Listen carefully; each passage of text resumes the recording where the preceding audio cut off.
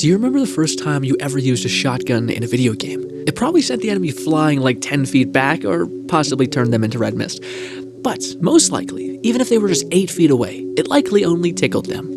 Funny thing is, shotguns actually have pretty amazing range. The negative to shotguns, if any, would likely be how heavy they are, and how you can't carry that much ammunition, at least compared to a rifle. And the idea of a shotgun having no range makes all the sense in the world when it comes to game design. But there's also something that's really interesting when something is reinforced so often in every game that we play nowadays. This kind of reinforcement trap, even if it makes sense given the context it's in, can lead to a lot of misunderstandings for how things actually are. Now, let me ask you, do you remember the first time you ever used a sword in a video game?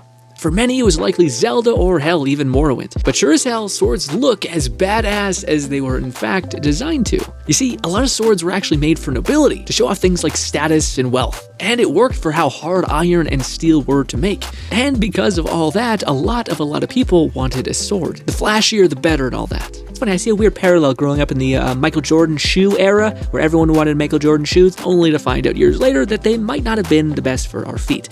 Out of all of these kind of like parallel traps of reinforcement, of constant delivery of information kind of starting to shape the zeitgeist of thinking, to me, there is no greater victim in this field than spears. Now, I'm sure some of you are thinking, what the hell are you talking about? Spears are awesome, great for long-range fighting on a big old battlefield. But if swords are able to close the gap, then they win. I'm fuming. This is a psychotic statement. It's like basically someone saying, oh, I can take on a bear with this pocket knife. I can totally just plunge through it. It's just skin like anything else. Wild. Just a wild statement. It screams, I don't know what bears, or in this case, spears, are in practice. Now, I'm sure it's high time I speak to the overall point of all this. Well, with a little old game called Blade and Sorcery finally releasing, came with it a ton of brilliant weapon changes, as well as maybe like the worst NPCs ever.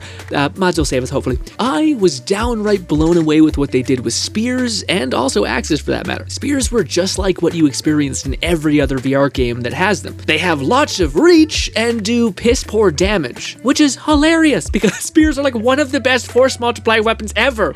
And if memory serves, I remember the spears and the axes being really heavy and kind of like clunky to a certain extent, and just really hard to maneuver, which is far from the reality, by the way. You see, spears, in reality, are almost impossible to deal with and have a lot going on with them, and honestly, maybe too much to break down here, but here's my best shot. Let's start with putting some respect on Spears' name. Spears and clubs were likely humanity's very first weapon. That's why we don't have like giant reinforced knuckles, and instead have amazing leverage and joint rotation, allowing you to perform casting patterns. And another reason for this is likely because of just how easy it is for mankind to create a spear. It's literally just a pointy stick that can help you survive and thrive against monsters in the night.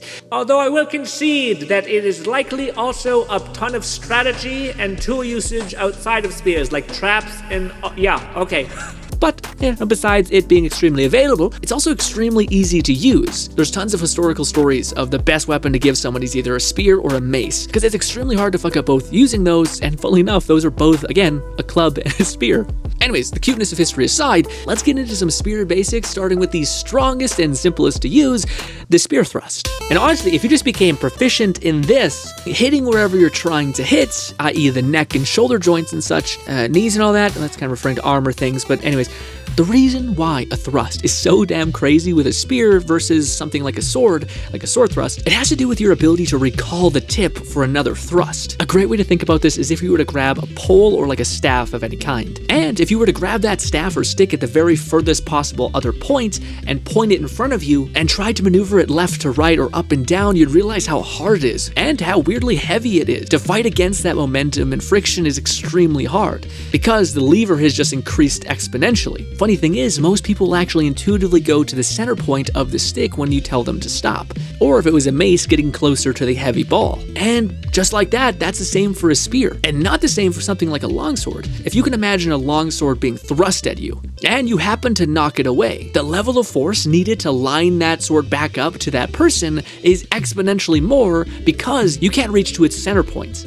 But if you think about using a spear, even if somebody knocks your spearhead off, it almost has no effect with how quickly you can chamber pulling the spear back to its center point, realigning it, and then pushing straight forward again, and going for many, many more thrusts. This one idea, outside of the obvious aforementioned perks of having range, this is the biggest misconception I see so often with people. It seemingly is nigh impossible to win a sword against a spear. Even if you want to go crazy with a long sword, I still think the spear has it because of this nature of being able to chamber something and fire it off again. But this is the one thing that I feel like most sword lovers get absolutely wrong, is this idea of it's even close, it's even a competition with how fast somebody can rattle off these spear thrusts. It's nigh impossible for you to buck it away because of how easy it is for you to chamber.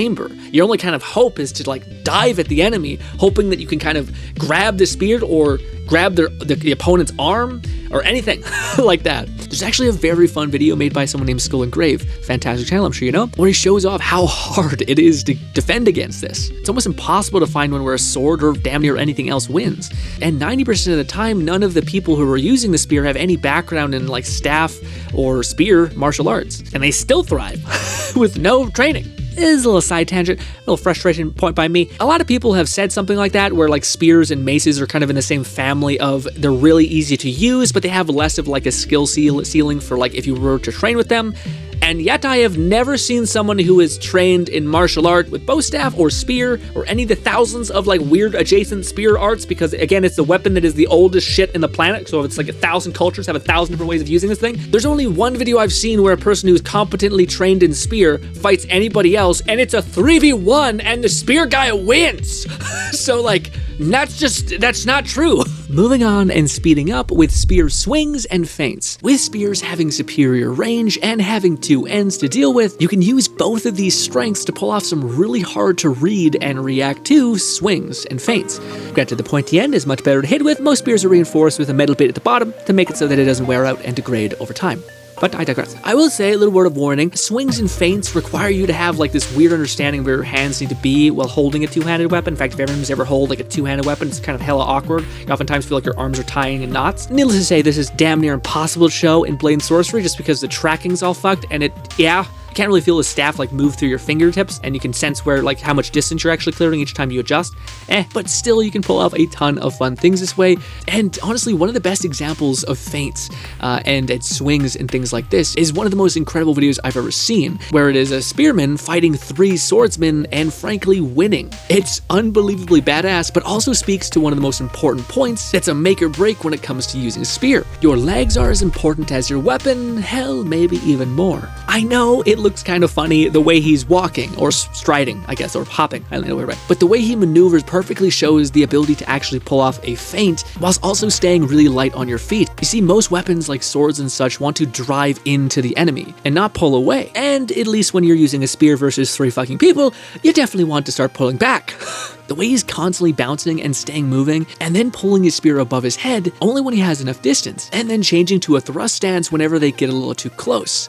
Side thing, I'm sure some of you guys are saying, why don't they all run at him at the same time? Because you're running into a spear, a pointy knife in front of your face. Most people don't want to die intrinsically. It's one of these, you go first, no, you go first type of things. Frankly, you just fucking huck a rock at him or something. Anyways, but to be fair, again, the strategy would probably work if you just bull rush 3 at one person, but likely 1 or 2 of you would be dead. And also, again, I feel like spear thrusts can really happen fast. So like, I wouldn't put it past someone just backpedaling and then just dropping a fast bullet essentially at someone's neck or joint, and that person being relatively out of commission, you know what I mean? Now, the counter here with this video is likely, well, yeah, of course. Look how much space they have to run around. And to that I would say, a lot of people don't know how fast a spear thrust can actually happen. And so long as you have enough room to pull your spear back, which is not that much, then I think you'd be right as rain. And that speaks to why certain castles and all these things were actually built to be so claustrophobic to a certain extent, to try to limit these weapons' proficiency as much as humanly possible because they were so proficient. Now, I would be remiss to not give some love to a weapon that absolutely surprised me. And I tend to be rooting for the underdog in a fight, but holy shit, did the axes surprise me. The axe and the ability for it to fire out similar to a spear thrust was shocking to me and downright potent as hell. And not even that, one of the things I never really thought of when it comes to an axe is just how much weight is on the end. And most games, not including things like force scaling on every part of the weapon, it makes so much more sense why some axes had a reinforced guard by the axe head itself. You see, even even if you miss your golden shot with your swing and the axe head missing by a hair, which is actually shockingly easy to do, it doesn't really matter because there's still so much force coming down on the enemy's collarbone if you happen to miss, at least with a two-handed long axe, and a blade and sorcery having an innate kind of stagger mechanic when enough force is applied. And with that axe head being heavier than shit, sure as shit, even if you miss, you're coming down with a crazy force multiplier on collarbones and every other piece of flesh in its way. Even if it's not splitting things in half, it's sure as shit crushing it. And similar to the spear, if you just move your hand up to the center mass, you can pull that thing back easy as pie and get ready to fire another, essentially a shot. Again, very similar to a spear thrust, funnily enough. Granted, it does become more about controlling the center point, the center weight, than it does with a spear. Spear's not that heavy by nature, and axe is much more heavy, so you need to constantly retrieve that center point, pull it back to your center line in order to generate force. Sorry, we're getting too much in the weeds. Sorry, I keep this blocked and buried, my love for weapons and swords and all these things. This was an excuse.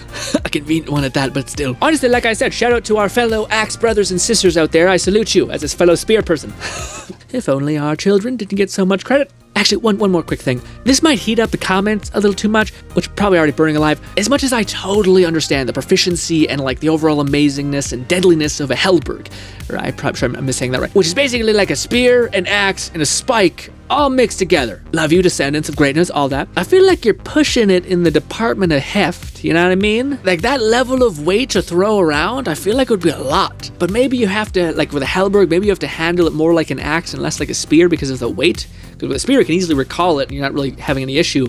Where with an axe, with that much weight on the tap, you need, like I was mentioning with blade and sorcery, you need to get closer to the head in order to actually like rip it out of the person or to recall it because it's such a heavy thing. The same problem with long swords. That's why long swords are fairly light all the time too.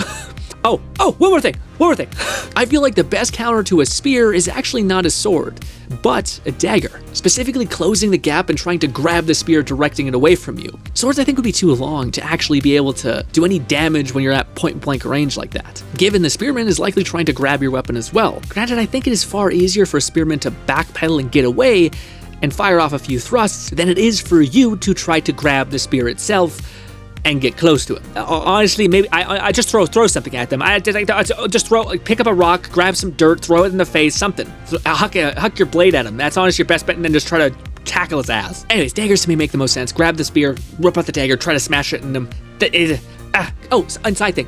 Best weapon for a spearman, I actually think, is the very same dagger for when these things happen. All this is to say, thank you, Warp Frog, makers of blade and sorcery in all your infinite glory. You made my favorite weapon come to life in all of its magnificent glory. Also, in the process, doing right by things like axes and the like. And of course, for anyone who thinks I'm glazing spears too much, there is always a bigger fish. Bows and crossbows come to mind, if not just guns.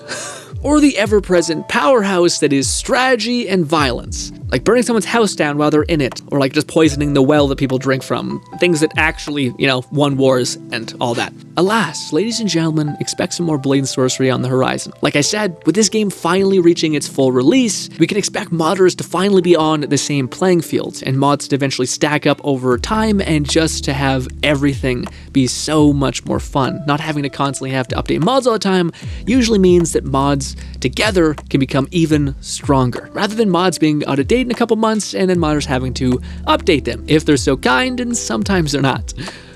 Rightfully so. It's a pain in the ass. But my name is GRINN. Go use some spears and axes and have a good old blast. Toodles, love ya. I missed. Oh, that was clean. All right. And thrust. Oh, God, Dave. Thrust. Get him. Oh, God. Why is that? Why did that go so? All right. Yuck. Yuck. All right.